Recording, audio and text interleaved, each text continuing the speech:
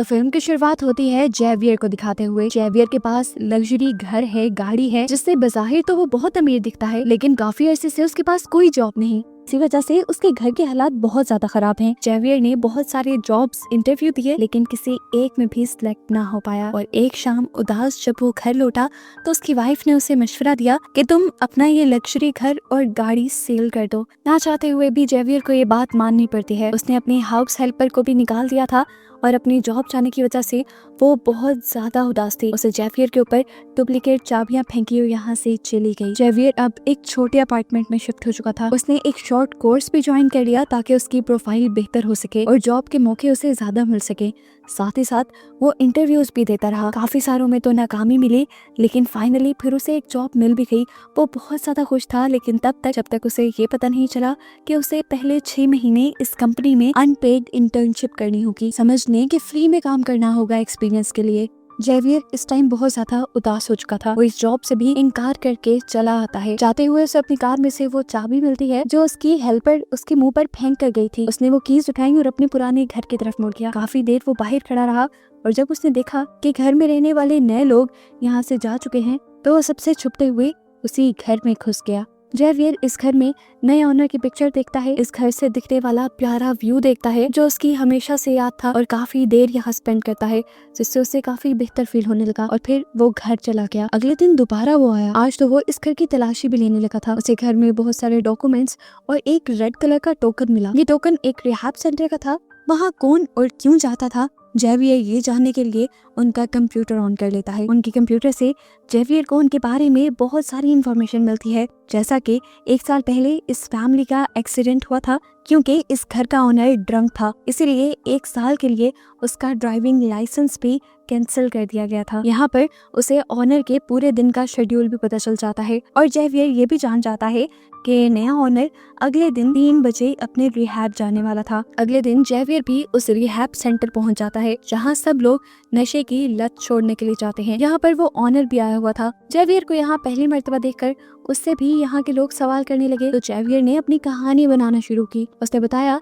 कि वो अल्कोहलिक है, यानी बहुत ज्यादा शराब पीता है, जिसकी वजह से उसकी वाइफ और बेटी यानी उसकी फैमिली भी उससे काफी दूर हो गई है। उसकी कहानी बहुत ज्यादा उसके घर के नए ऑनर से मैच कर रही थी, इसलिए फौरन उसने जेवियर को नोटिस करना शुरू कर दिया और यही तो असल में जेवियर का प्लान था। जल्द ही इन दोनों में बातचीत होकर अच्छी दोस्ती बन जाती है। इस लड़के का नाम हमें टॉमस पता चलता है। अगले दिन जेवियर दोबारा टॉमस के घर जाता है, उसका कंप्यूटर ऑन करता है और उसके शेड्यूल में बहुत सारे चेंजेस कर देता है। अब क्योंकि ये शेड्यूल उसके मोबाइल से भी इंटरलिंक था तो उसके मोबाइल वाला शेड्यूल भी चेंज हो गया। टॉमस का कैलेंडर चेंज होने की वजह से वो अपनी बेटी को स्कूल से लेने बहुत लेट पहुंचता है और ऐसे उसकी वाइफ और बेटी यानी उसकी फैमिली उससे बहुत नाराज होती है। इस दिन की वजह से टॉमस बहुत ज्यादा उदास हो चुका था। वो बहुत ज्यादा एफर्ट कर रहा था अपनी फैमिली को ठीक करने की। अगले दिन भी वो रिहैब क्लासेस में जाता है और यहाँ पर दोबारा उसकी मुलाकात जेवियर से होती है। ग्रुप डिस्कशन के बाद ये लोग दोबारा कॉफी शॉप में आ जाते हैं जहाँ पर टॉमस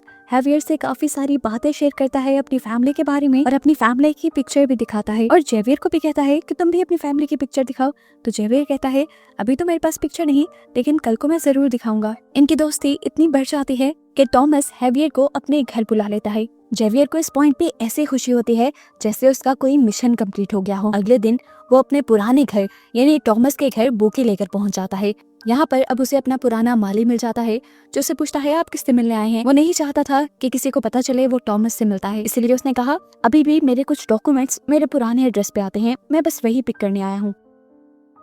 खैर अब वो घर के अंदर आ जाता है। टॉमस उसका अच्छा वेलकम करता है और अभी तक टॉमस की बात नहीं जानता कि पहले ये घर जेवियर का ही हुआ करता था। जेवियर इन लोगों के साथ काफी बातें करता है, डिनर करता है और चला जाता है। अगले दिन टॉमस जब ऑफिस के लिए निकल रहा था तो उसके माली ने आकर उससे पूछा क्या कल यहाँ के पुराने ओनर अपने कुछ बिल्स लेने के लिए आए थे। टॉमस ने कहा नहीं, ऐसा तो कुछ नहीं हुआ। अब माली तो टॉमस से सॉरी करके साइड पे हो जाता है, लेकिन वो समझ गया था कि जरूर जेवियर के माइंड में कुछ चल रहा है। वो कल टॉमस से ही मिलने आया था, लेकिन वो इस बारे में शायद किसी को बताना नहीं चाह रहा। इसी दिन दिखाया जाता है कि जेवियर अपनी कार का जानबूझकर एक्सीडेंट कर देता है और फिर जल्दी से कॉल करके टॉमस को अपनी मदद के लिए बुलाता है। इस टाइम जेवियर के हाथ में एक शराब की बोतल थी जिसे देखकर टॉमस को लगा कि उसने ड्रंक होकर ये एक्सीडेंट किया है।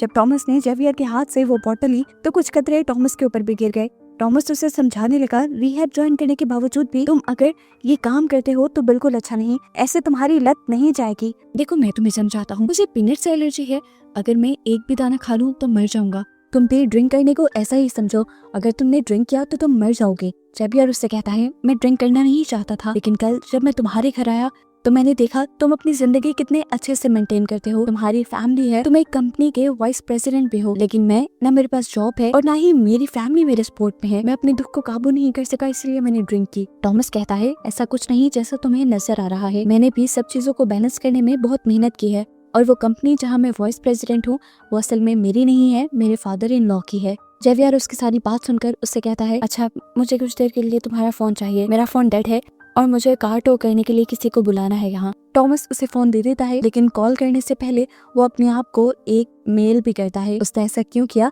ये आगे रिवील होगा। इसी सब में उसने टॉमस से प्रॉमिस भी ले लिया था कि तुम घर जाकर अपनी वाइफ को इस बारे में कुछ ना बताना, वो पता नहीं मेरे बारे में क्या सोचेंगी। टॉमस ने उसकी ये भी बात मान ली। अब वो जब घर गया तो उसकी वाइफ को उसके कपड़ों से अल्कोहल की स्मेल आ गई। वो भड़क गई, उसे लगा कि टॉमस सीरियस नहीं है उनकी फैमिली को लेकर। वो दोबारा अपनी उन्हीं हरकतों पर उतर आया है जिसकी वजह से उसकी फैमिली एक बहुत बड़े मसले में आ चुकी थी पहले भी। और यहाँ पर टॉमस को अपनी वाइफ को बताना पड़ता है कि ड्रिंक मैंने नहीं किया था बल्कि जेवियर ने किया था, मैंने बस उसकी मदद की। सिंकट होकर हमें जेवियर को दिखाया जाता है, जिसे उस टाइम उसकी माली की कॉल आती है और वो कहता है, मैं ये बात जान गया हूँ कि तुम अपने घर टॉमस से मिलने आए थे, कोई बिल्स लेने नहीं। अगर तुम चाहते हो कि ये बात मैं छुपा कर रखूं तो कल आकर मुझसे मिल लेना। मजबूरन जेवियर को उससे मिलना पड़ा। माली ने उसे कहा, मैं जानता हूँ टॉमस को लेकर तुम्हारे इरादे अच्छे नहीं, अगर तुम चाहते हो कि मैं तुम्हारे बारे में पुलिस को ना बताऊं तो तुम मेरे लिए भी काम करो, तुम टॉमस की बेटी के कपड़े मुझे ला कर देना। ये सुनकर जेवियर को बहुत गुस्सा आया कि कितना नीच आदमी था ये, लेकिन अभी उसे अपना प्लान भी खराब नहीं करना था, इसलिए वो मान गया। मजबूरी में जेवियर माली के काम से टॉमस के घर जाता है उस वक्त जब उसके घर पे कोई नहीं होता। अभी उसने अपना काम मुकम्मल नहीं किया था कि टॉमस की वाइफ घर वापस आ गई। वो बुरी तरह घबरा गया। मजे की बात कि टॉमस की वाइफ इस टाइम जेवियर को ही कॉल करने वाली थी, उसे कुछ कहना चाहती थी वो। उसने जैसे ही कॉल मिलाई तो यहाँ पर जेवियर का फोन बज गया, जिसकी आवाज उसने सुनी भी, लेकिन फिर अपने दिल का वहम समझकर वो अपना काम करके यहाँ से चली गई और फाइनली जेवियर बच गया। थोड़ी देर बाद हम देखते हैं कि जेवियर और टॉमस की वाइफ दोनों एक रेस्टोरेंट में मिले हैं, जहाँ पर टॉमस की वाइफ उससे कहती है कि मैं नहीं चाहती तुम टॉमस से मिलो, मैं नहीं चाहती कि पहले की तरह हम किसी बहुत बड़ी मुसीबत में आए।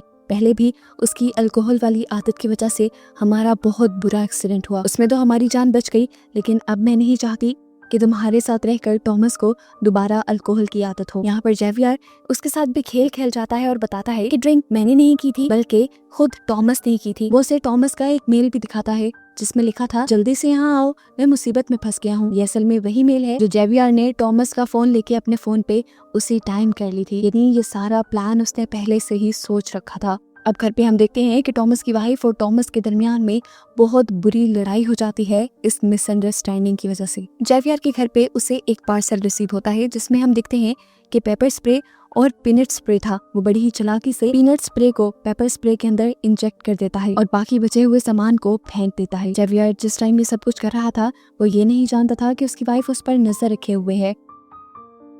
वो अब ये लेकर टॉमस की वाइफ के पास जाना चाहता था, लेकिन उसे शक हो गया कि उसकी वाइफ उसका पीछा करने लगी है, इसीलिए वो अपने कोर्स सेंटर चला गया। जेवियर की वाइफ ने जब उसे क्लास में बैठा देखा तो वो रिलैक्स होकर यहाँ से चली गई। इसके बाद जेवियर गार्डनर से मिलने के लिए आता है। वो उसे टॉमस की बेटी के कपड़े दे देता है, लेकिन अब उसकी डिमांड और ज्यादा बढ़ गई थी। वो जेवियर से कहता है, तुम अब ये कैमरा टॉमस की बेटी के कमरे में लगा देना। जेवियर को लगा कि ये उसके लिए अब खतरा बनता जा रहा है, इसलिए बड़ी ही जहानत से उसने माली को कुछ इस तरह से मारा कि हर किसी को उस माली की मौत एक हादसा लगी और जेवियर बिल्कुल नहीं फंसा। इसके बाद वो जाता है टॉमस के ऑफिस।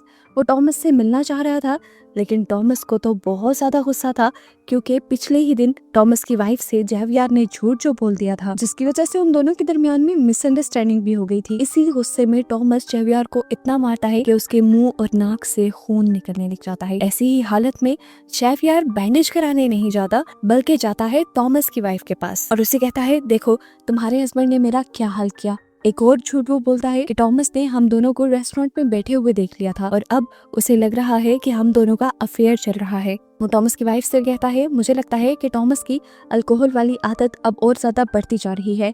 नशे और गुस्से में कहीं वो आपको नुकसान ना पहुंचा दे, इसलिए मेरे पास ये पेपर स्प्रे है, इसे आप रख लें। ये वही पेपर स्प्रे था जिसके अंदर वो पीनट सोल्यूशन डाल चुका था। ये देने के बाद वो अपने घर आ जाता है और अपनी वाइफ से कहता है, मुझे कुछ अर्जेंट काम आ गया है, मैं कुछ दिन के लिए शहर से बाहर जा रहा हूँ। हालांकि उसकी वाइफ उससे पूछते रह गई कि कहाँ जा रही है वो, लेकिन वो जल्दी से चला गया। इसके बाद उसने टॉमस की वाइफ को कॉल की और बोला, मैं जानता हूँ कि आपकी बेटी और आप जिमनास्ट के बहुत बड़े फैन हैं, मैं एक मशहूर जिमनास्ट से आप लोगों को मिलवा सकता हूँ। ये सुनकर तो टॉमस की वाइफ बहुत ज्यादा खुश हो गई और टॉमस के साथ चलने के लिए तैयार हो गई। ये लोग जिमनास्ट के साथ एक पिक्चर पे क्लिक करते हैं, इस तरह जिस तरह ये एक फैमिली हो, और जेवियर जानबूझकर ये पिक्चर टॉमस को सेंड कर देता है। इस पिक्चर को देखकर वो टूट गया। दुख ने उसे कहीं का ना छोड़ा और कई महीनों के बाद आज उसने दोबारा ड्रिंक कर ली। बस यही तो जेवियर चाहता था। वो उसकी वाइफ को यकीन दिलवाना चाहता था कि वो अब भी ड्रिंक करता है, और ये सब करके उसने टॉमस को मजबूर किया कि वो ड्रिंक करे। और ऐसे उसकी वाइफ को यकीन हो गया कि उसके हस्बैंड ने कभी ड्रिंक करना छोड़ा ही नहीं, बल्कि वो तो उसे बेवकूफ बना रहा था। इससे पहले कि टॉमस की वाइफ कुछ रिएक्ट करती, टॉमस ही गुस्सा करने लग गया, क्योंकि उसने इन दोनों को जेवियर के साथ आते देख लिया था। वो तो अपनी वाइफ को पीटने पे उतर आया। टॉमस की वाइफ को अपने आप को बचाने का और कोई रास्ता नहीं मिला। उसे याद आया जेवियर का दिया हुआ वो पेपर स्प्रे, जिसे उसने आगे बढ़कर दराज से निकाल लिया और जल्दी से टॉमस के ऊपर स्प्रे कर दिया। अब क्योंकि इसके अंदर पीनट सोल्यूशन था, तो फौरन टॉमस को एलर्जी हो गई और उसका सांस उखड़ने लगा। टॉमस की वाइफ को लगता है कि वो मर गया। घबराहट में वो जेवियर को कॉल करती है और जल्दी से उसे अपने घर बुलाती है। जेवियर पहले उसे काम डाउन करता है और उसे एक कमरे में भेज देता है। फिर वो टॉमस के पास आता है तो देखता है कि टॉमस अभी जिंदा था, लेकिन तड़प रहा था। लेकिन जेवियर नहीं चाहता था कि टॉमस जिंदा रहे, इसीलिए वो उसके मुंह पे अपने हाथ रख के उसे मार देता है। वो पहले से ही ग्लव्स पहने हुए था, मतलब वो टॉमस को मारने के ही इरादे से आया था। और फिर टॉमस आखिर मर जाता है। अब सीन यहीं से कट होकर हमें कई माह बाद का सीन दिखाया जाता है। हमें पता चलता है कि जिस कंपनी का वाइस प्रेसिडेंट पहले टॉमस था, अब उसी कंपनी में वही पोस्ट जेवियर ले चुका है, क्योंकि उसने टॉमस की वाइफ से शादी कर ली थी। टॉमस को मारकर उसने टॉमस की जगह, घर, सब कुछ ले लिया, यहाँ तक कि उसकी फैमिली भी, और अपनी लाइफ सेट कर ली। हम देखते हैं कि यहाँ पर जेवियर से उसकी वाइफ मिलने के लिए आती है, जिसे अब वो डाइवोर्स दे चुका था। वो उसे कहती है, मैं जानती हूँ कि टॉमस को तुमने ही मारा है, क्योंकि तुमने पेपर स्प्रे में जब वो पीनट सोल्यूशन मिलाया था तो मैंने तुम्हें देख लिया था। मैं चाहूँ तो अभी भी जाकर पुलिस को ये बयान दे सकती हूँ। उसकी ब्लैकमेलिंग में जेवियर नहीं आता और उससे कहता है, तुम जो चाहो कर लो, अगर तुम चाहती हो अपने बेटे का ब्राइट फ्यूचर तो तुम ऐसा नहीं करोगी, क्योंकि मैं तुम्हें पैसा देना बंद कर दूंगा, और अगर इस सब के बावजूद तुम अपना शौक पूरा करना चाहो तो कर लो। अब मुझे कोई डर नहीं, मेरे पास बहुत पैसा है, मैं कोई भी बड़े से बड़ा लॉयर करके